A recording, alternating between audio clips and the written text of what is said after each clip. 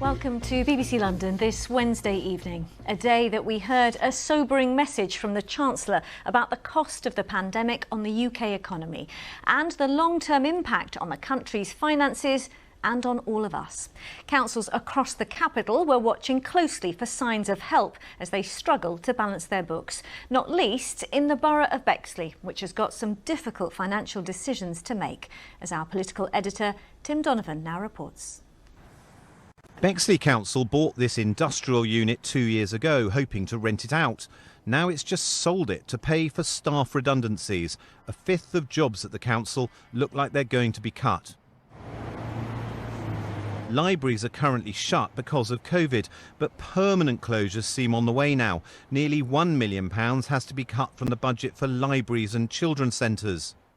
Not just the regular libraries under threat, but 6 community-run libraries like this one too.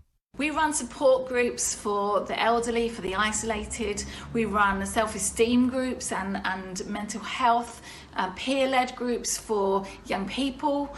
We run groups for all ages, and normally this library is packed and has a fantastic vibe. The proposals are going to mean there are no libraries open on a Sunday in the whole of Bexley, and they're going to start closing them all in the evenings as well.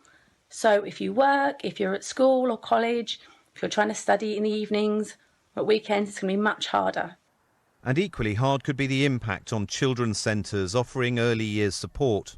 They provide a lifeline for families, a lifeline for mums and dads, particularly because they are essentially free or very low cost for kind of children's activities to run, and so they're great for the whole community. They're great for people to go to meet other people, to chat. COVID's increased pressure on finances already under strain, pushing this council to the brink.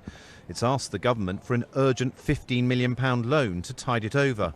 It doesn't feel like there's much wasteful spending here, and after years of savings, it's hard to see how the council makes these cuts without it genuinely hurting. And it's still going to have COVID responsibilities, and demand on its services could rise as unemployment goes up. Today, the Chancellor didn't give some here much reason to be cheerful. The £300 million has got to be spread across the whole country. We've got a budget gap existingly of £14 million alone just in this borough. Therefore, we've still got to make potentially 20% cuts to our staff, close libraries, close children's centres. The money today has made no difference. The council's Tory leader says she's doing the best she can. The government is listening. Obviously, there can always be more, but it's a step in the right direction. And we will continue to go through every line that we're spending because we want to make sure our taxpayers' money works as hard for them as it possibly can. And here in Bexley, as with many other councils, there's little certainty about the future. The moment one crisis is over, it seems another one looms into view. Tim Donovan, BBC London.